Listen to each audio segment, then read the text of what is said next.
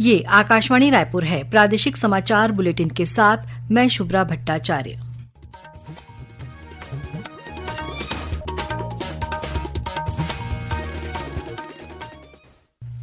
और अब पेश है आज के मुख्य समाचार। रायपुर दक्षिण उपचुनाव के लिए आज शाम थम गया प्रचार अभियान। परसों 13 नवंबर को होगा मतदान।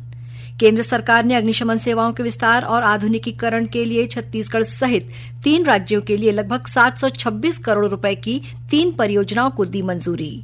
रायपुर में चल रहा भारतीय सड़क कांग्रेस का अधिवेशन संपन्न हुआ। छत्तीसगढ़ में आवारा पशुओं की वजह से होने वाली सड़क दुर्घटनाओं को रोकने जारी किए जाएंगे दिशा निर्देश। और हाईकोर्ट के वरिष्ठ न्यायाधीश संजय के अग्रवाल को छत्तीसगढ़ राज्य विधिक सेवा प्राधिकरण का कार्यपालक अध्यक्ष नियुक्त किया गया।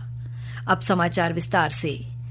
रायपुर दक्षिण विधानसभा क्षेत्र के लिए हो रहे उपचुनाव के लिए चुनाव प्रचार आज शाम 5 बजे थम गया। इसके बाद प्रत्याशी और उनके समर्थक घर घर जाकर जनसंपर्क करेंगे। प्रचार के अंतिम दिन आज मुख्यमंत्री विष्णुदेव साय ने भाजपा प्रत्याशी सुनील सोनी के पक्ष में रोड शो किया। इस रोड शो में भाजपा के महिला मोर्चा और युवा मोर्चा के कार्यकर्ता भी शामिल हुए। वहीं कांग्रेस के वरिष्ठ नेताओं ने भी कांग्रेस प्रत्याशी आकाश शर्मा के पक्ष में विभिन्न स्थानों पर जनसभाएं ली। उप जिला निर्वाचन अधिकारी उमाशंकर बंदे ने आकाशवाणी समाचार से बात करते हुए बताया कि इस उपचुनाव के लिए कुल 266 निर्वाचन केंद्र बनाए गए हैं। इसके लिए मतदान दलों को कल सुबह 7 बजे रवाना किया जाएगा। मतदान सामग्री का वितरण रायपुर में सेजबहार स्थित इंजीनियरिंग महाविद्यालय से किया जाएगा। उप निर्वाचन के लिए जो हमारे 266 मतदान केंद्र हैं, उसमें जो पोलिंग पार्टी है सुबेरे 7 बजे से रवाना हो जाएगी। सेजबहार इंजीनियरिंग कॉलेज है, वहां डिस्ट्रीब्यूशन सेंटर बनाया गया है, जहां पर पोलिंग पार्टी जो है अपने सेक्टर अधिकारी के साथ में रवाना होगी। वहीं से उनका मतदान सामग्री का वितरण किया जाएगा। हमारे 42 रूट बनाए गए हैं और 42 सेक्टर अधिकारी हैं जो इन रूट पर वाहन प्रभारी के साथ वाहनों में जाएंगे और मतदान केंद्र में पूरी तैयारी करेंगे। रायपुर दक्षिण विधानसभा क्षेत्र के लिए उपचुनाव लड़ने वाले विभिन्न राजनीतिक दलों के प्रत्याशियों को मतदान से एक दिन पहले विज्ञापनों का प्रमाणन मीडिया प्रमाणन तथा निगरानी समिति से कराना होगा। रायपुर दक्षिण विधानसभा उपचुनाव के लिए 13 नवंबर को मतदान के दिन इस विधानसभा क्षेत्र के मतदाता अधिकारियों कर्मचारियों के लिए अवकाश की घोषणा की गई है। इस बीच रायपुर पुलिस ने पुरानी बस्ती थाना क्षेत्र के भाटागांव में जांच के दौरान एक कार से करीब 27 लाख रुपए नकद जब्त किए हैं।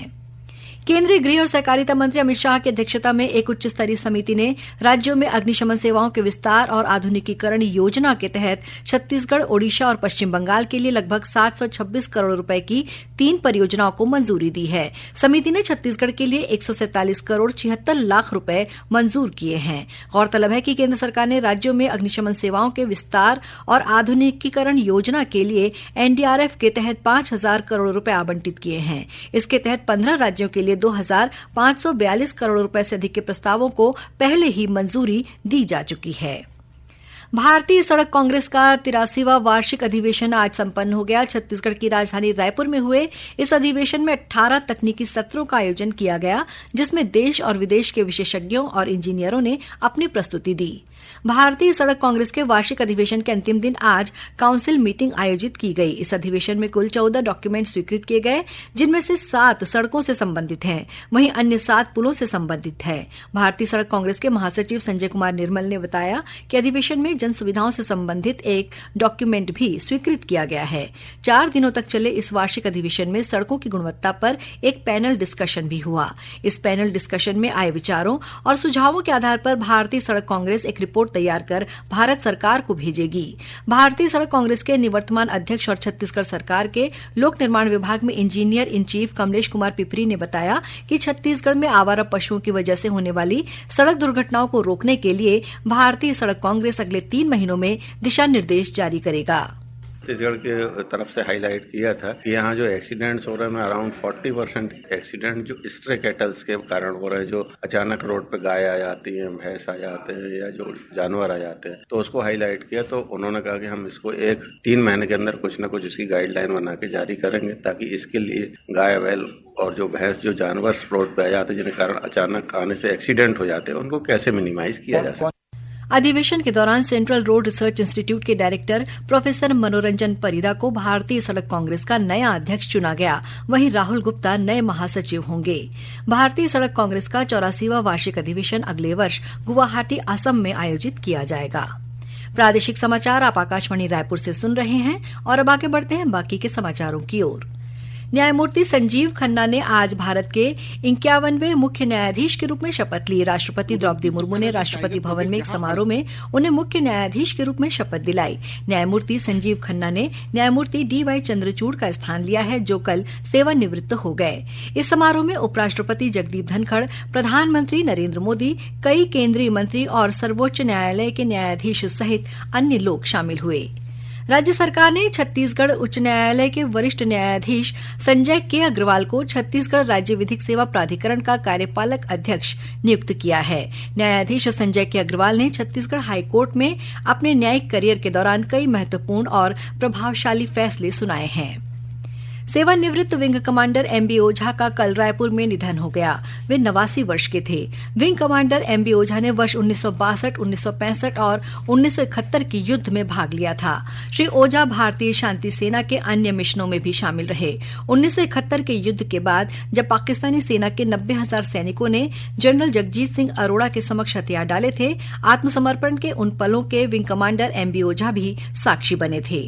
राज्यपाल रमेन डेका और मुख्यमंत्री विष्णुदेव साय ने सेवानिवृत्त विंग कमांडर MB ओझा के निधन पर उन्हें श्रद्धांजलि अर्पित की है। भगवान बिरसा मुंडा की जयंती के अवसर पर जशपुर जिले में 13 नवंबर को जनजाति गौरव दिवस मनाया जाएगा। इस अवसर पर आयोजित होने जा रही पदयात्रा में वॉलंटियर्स बनने के लिए 800 से अधिक युवाओं ने माई भारत वॉलंटियर्स पोर्टल पर पंजीयन करा लिया है। आज शासकीय रामभन राय स्नातकोत्तर महाविद्यालय में कलेक्टर रोहित व्यास ने माई भारत पोर्टल में पंजीयन के लिए युवाओं को प्रोत्साहित किया। इस पदयात्रा में केंद्रीय युवा कार्यक्रम और खेल मंत्री डॉक्टर मनसुख मांडविया के साथ ही छत्तीसगढ़ के मुख्यमंत्री विष्णुदेव साय भी शामिल होंगे। बलरामपुर जिले के मुरका गांव के जंगलों में एक हाथी का शव मिला है। ये घटना वाड्रफ नगर के मानिकपुर वन परिक्षेत्र की है। हाथी की मौत का कारण अभी स्पष्ट नहीं हो पाया है। वन विभाग की टीम मौके पर पहुंचकर जांच कर रही है। इस बीच गरियाबंद जिले के सीता नदी क्षेत्र में पोटाश बम फटने से हाथी के शावक के घायल होने की खबर है। उदंती सीता नदी टाइगर प्रोजेक्ट, जहां 38 हाथियों के दल में मौजूद एक हाथी शावक ने शिकारियों द्वारा लगाया गया पोटास बम खा लिया। बम हाथी के मुंह में फट गया, जिससे वह बुरी तरह घायल है। हाथी को बेहोश कर उसके उपचार की अनुमति मांगी गई है। वहीं इन सब के बीच वन विभाग हाथी पर ड्रोन कैमरे की मदद से नजर बनाए हुए हैं। विशेष रूप से थर्मल ड्रोन मंगाया गया है। नाराज वन विभाग ने थाने में FIR दर्ज करने शिकायती पत्र दिया है। पोटास बम को जंगल में फेंकने वाली शिकारी पर 10,000 रुपए का इनाम भी घोषित किया है। फरहाद मेमन, आकाशवाणी समाचार, गरियाबंद। उधर कोरिया जिले में एक बाघ की मौत होने की खबर है। ग्रामीणों ने बीते 8 नवंबर को खनखोपड़ नाले के पास बाघ का शव होने की सूचना वन विभाग को दी, जिसके बाद वन विभाग की टीम ने घटनास्थल के आसपास 1.5 से 2 किलोमीटर के दायरे में तलाशी ली। प्रारंभिक जांच में पाया गया कि बाघ का शव 2-3 दिन पुराना था। इस मामले की जांच की जा रही है। राज्य आपराधिक अन्वेषण ब्यूरो EOW ने दर्ज FIR के बाद पूर्व महाधिवक्ता सतीश चंद्र वर्मा ने अग्रिम जमानत के लिए रायपुर के विशेष कोर्ट में याचिका लगाई है।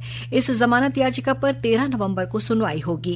गौरतलब है कि छत्तीसगढ़ के बहुचर्चित नान घोटाला मामले में 2 पूर्व IAS अधिकारियों के साथ ही पूर्व महाधिवक्ता के खिलाफ भी मामला दर्ज किया गया है। और अब कुछ समाचार संक्षेप में। इंडिया पोस्ट पेमेंट्स बैंक द्वारा पेंशन और पेंशनभोगी कल्याण विभाग के सहयोग से 1 से 30 नवंबर तक राष्ट्रव्यापी डिजिटल जीवन प्रमाण पत्र अभियान चलाया जा रहा है। प्रदेश में समर्थन मूल्य पर 14 नवंबर से धान खरीदी शुरू होगी। गौरेला पेंड्रा मरवाही जिले की कलेक्टर लीना कमलेश मंडावी ने जिले के 20 धान खरीदी केंद्रों में ग्रामीण कृषि विस्तार अधिकारियों को नोडल अधिकारी नियुक्त किया है। और गरियाबंद जिले के कोदोपाली में धान खरीदी केंद्र खोले जाने की मांग को लेकर 25 से अधिक गांव के हजारों किसानों ने कलेक्टोरेट में प्रदर्शन किया।